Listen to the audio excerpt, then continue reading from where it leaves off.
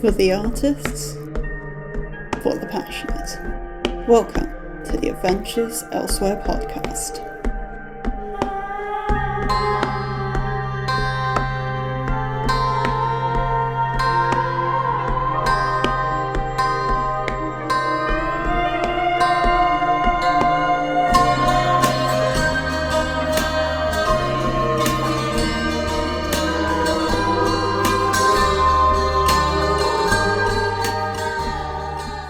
Alright, hello everyone and welcome back to the Adventures Elsewhere podcast, or welcome if it's your first time.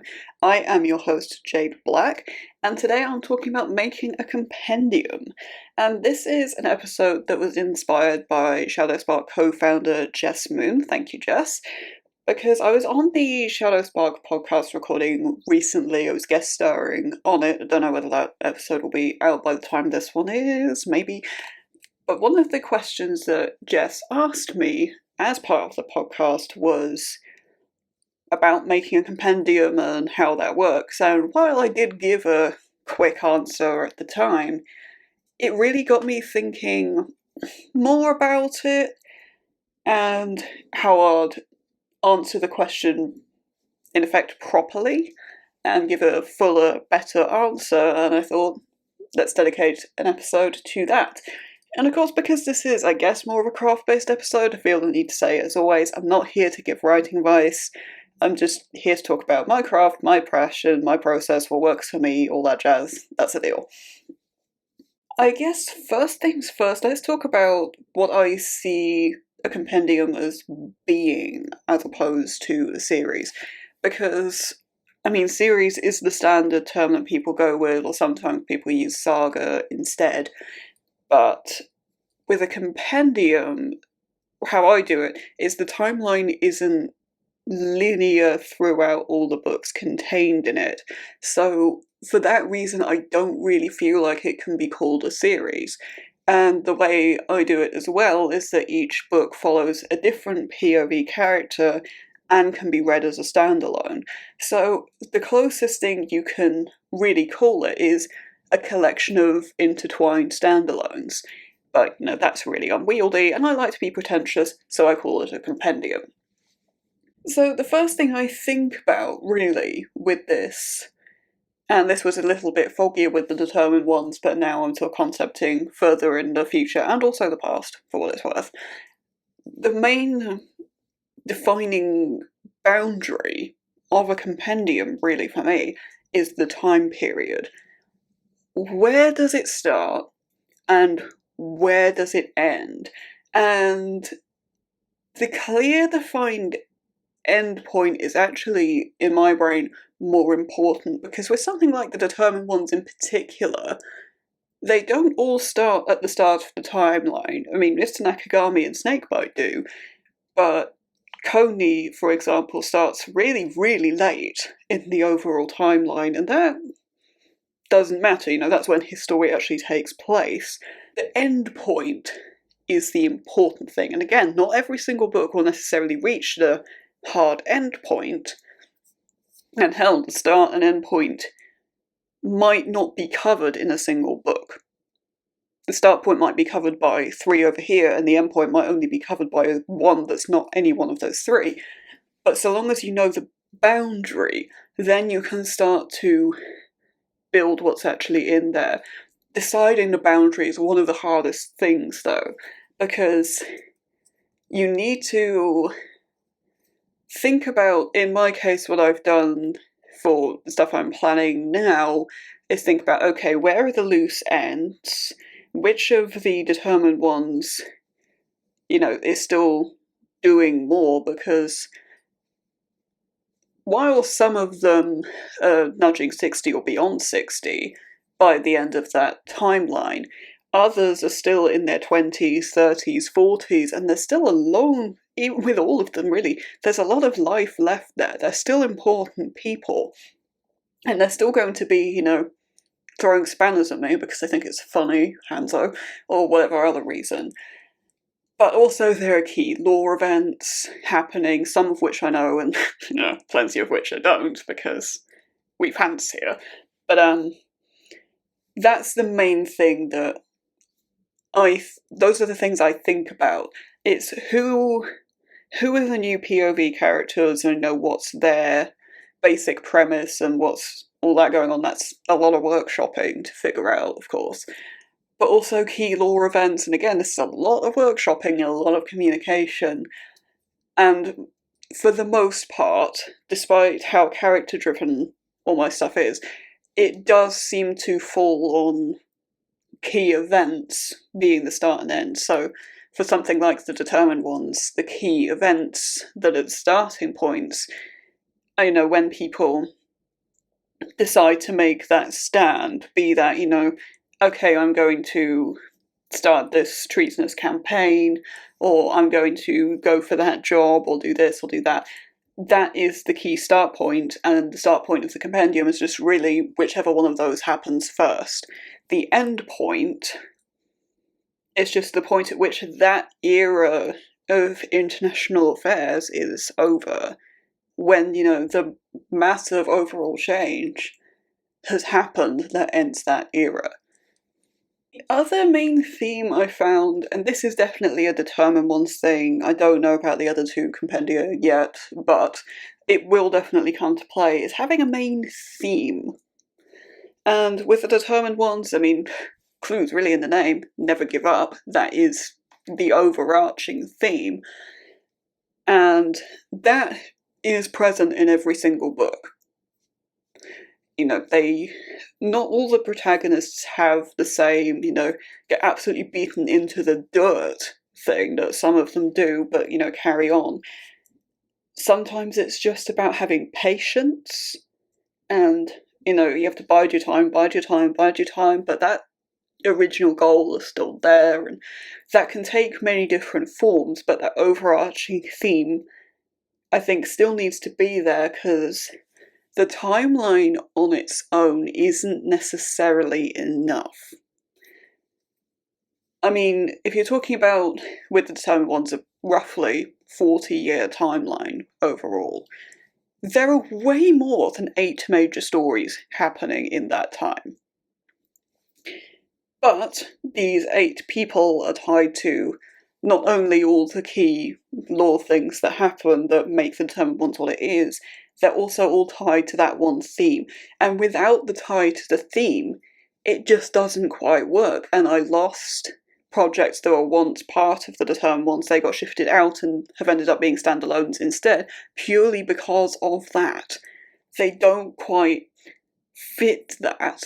And the way I've sort of figured out whether they fit this or not for the determined ones in particular, is the character trait of just endless determination. That actually, really, no matter what, no matter how worn down you get, it's too important a thing to fight for to ever really stop. No matter how horrible it gets, how much it wrecks your health or anything, it has to. If not you, then who? That's kind of the thing with determined ones. It's that overarching attitude of, this thing needs to change and nobody else is doing it, if not me, then who?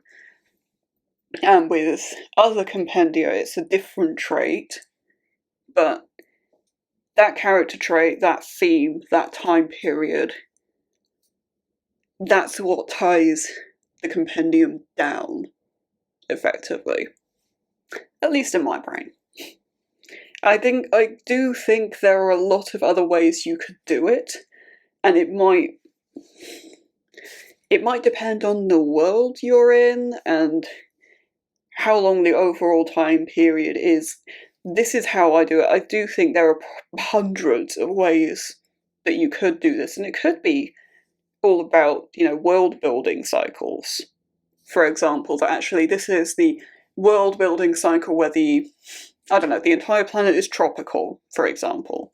Unrealistic though that might be, but just as an example. This is the tropical compendium, this is the Ice Age compendium, and I think that could be interesting to play with. And that very much falls into the time period category of, okay, we do this entirely by time. I think time period is probably the most key thing. I think it would be hard to have a compendium without a clear, connected timeline. I mean, I'm not saying that can't span like thousands and thousands of years, potentially.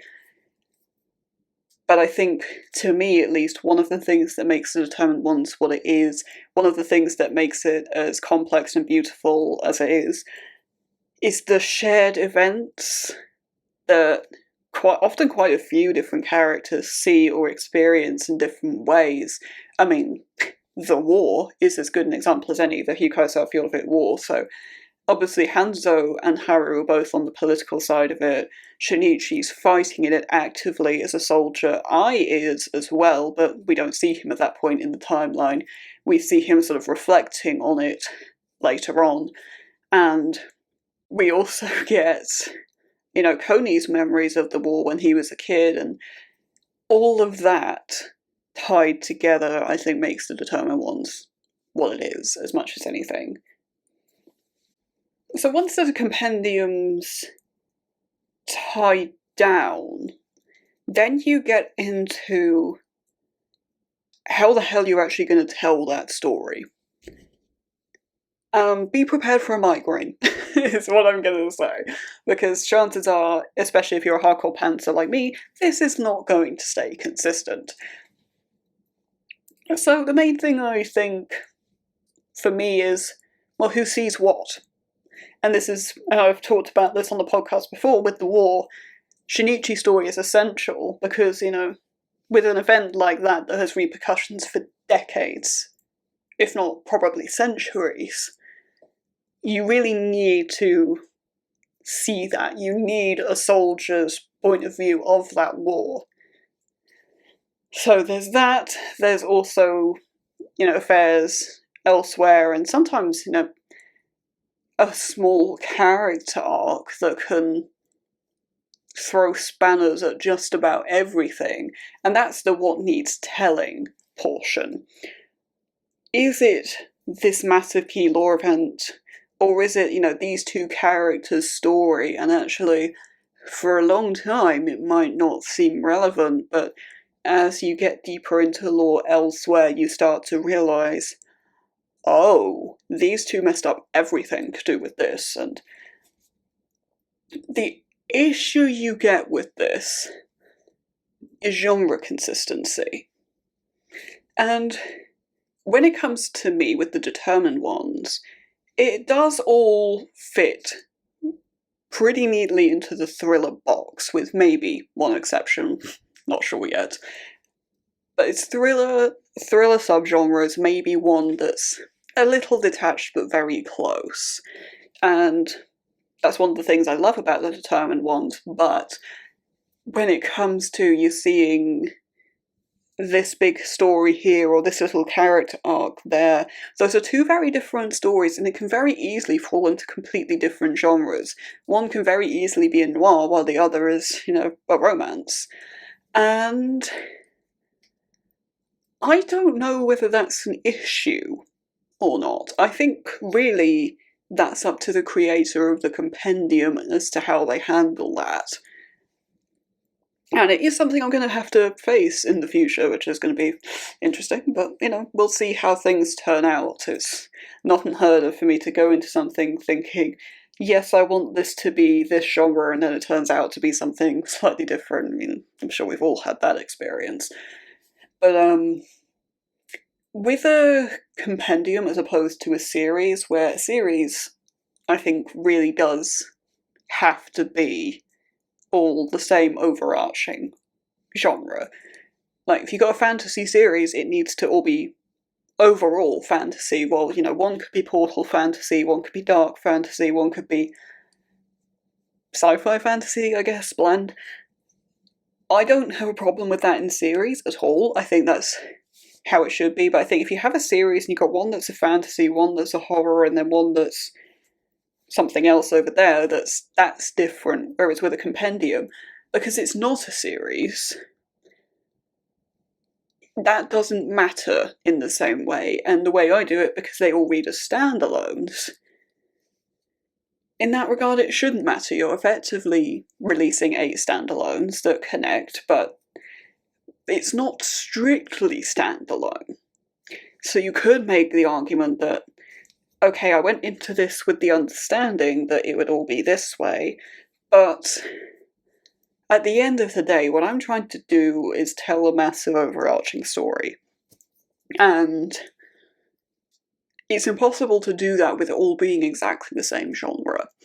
And so long as you make it clear in blurbs and in taglines and in marketing what genre everything is, this one over here is a romance, this one's a drama, this one's a thriller, so long as that's clear, people can make an informed decision about what they do and don't want to read at the end of the day. You don't have to read everything if you don't want to. If you just want that romance over there, okay, great. If you want to know more about the overarching story, maybe you'll think, I don't usually read X genre, but I'll give it a go.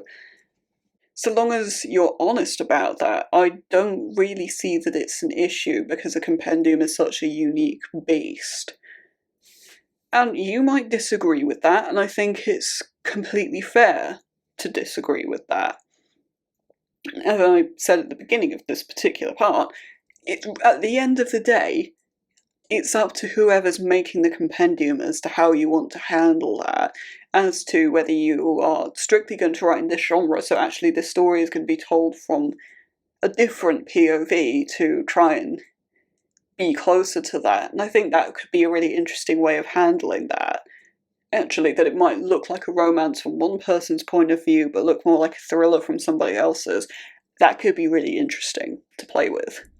And I think it is probably worth experimenting with when you get closer to actually putting words onto paper. And, as I said, with who knows what genre things are actually going to turn out to be, who knows, you could always group it by sort of subgenre. Anyway, everything has a subgenre of horror, that's really an overarching theme, no?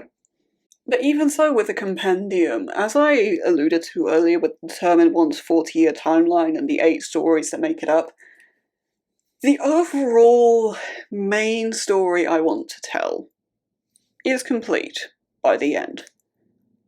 But that doesn't mean that everything is told. It's 40 years of thousands of people's lives. There are questions, there are loose ends, there are some people who I want to know more about, who have more to say. And again, I think that's part of the beauty of it, that there are a lot more questions in a sort of standalone reading experience, but then you go and read a different book and you get answers to some of those, but oftentimes it only opens up more, I say, knowing exactly what that's like. What I have done with that is concept standalones that are still within that timeline, that don't really affect the main lore events, the main story that happens, but still tells a story that is very much worth knowing. And all those questions left over, exploring that in shorts is also something I've done, and something you might want to keep an eye on. But leaving questions, I think, is important in any story, and letting the reader make their own mind up. And you never know where that's going to lead you in the future. My final note that I have on the freeform board is, what if you have a Hanzo who just decides at the very end, you know what, I'm going to throw one final spanner at you, and all these other spanners, and you're going to be left with a million questions, and he's got more to say at some point, and really, I would just say, go with it. And this is me coming from a character-driven point of view, of course, but that's kind of the entire point of what I do, is letting them go, seeing how that story expands organically, and seeing what happens, seeing what needs to be told in the future. That is the point, really. and I have it in my head that I want all the compendia I write to be the same size, but there's a chance that they aren't. There's a chance that some will be bigger, as I don't think I want to do it with fewer than 8 necessarily. I don't know that it would work. But that's part of the go with it phase. You just don't know what's going to end up being key until you're there, really. So, I mean, good example is only something like the war. I just thought that would be an event alluded to that didn't... It's just a battle-scarred country. But with all the developments in Beneath the Moon and later in the timeline and the lasting repercussions, it ends up being more major, and there are going to be a lot more things like that in the future, especially if you've got dishonest POV characters, which is going to be interesting to play with. You never quite know in a character-driven story what's going to happen and what's going to be important. And I think exploring that in a compendium format to where it looks tied up, but there are also loose ends, and then somebody else's view on that, whether that be from afar or from close, and that's the shit. That's the shit I just can't get enough of. But I think that's about all I have for now. So let's go on to our usual plugs. If you are published or on the way, please do get in touch. I'd love to be a part of your journey at some point. I am jade42black@gmail.com. It should be noted, Indie and Self-Pub, you are the people I want to hear from the most. If you're Tradpub, that doesn't necessarily mean I won't talk to you. Also worth noting, it doesn't have to be a new release. It also doesn't have to be out yet. It doesn't have to be a particular genre or age category. It doesn't have to be a novel. Novellas are cool, short story collections, overview of a trilogy if that's what you want to do, whatever. Bring it in. Let's see what we can work out if I want to talk about it. If you're looking for me elsewhere, you're probably looking for the home of the podcast, where you get advance notice of what the episode of the week's going to be, and soundbite teaser reels, and all of those sorts of things. That's probably what you're looking for. That's Instagram.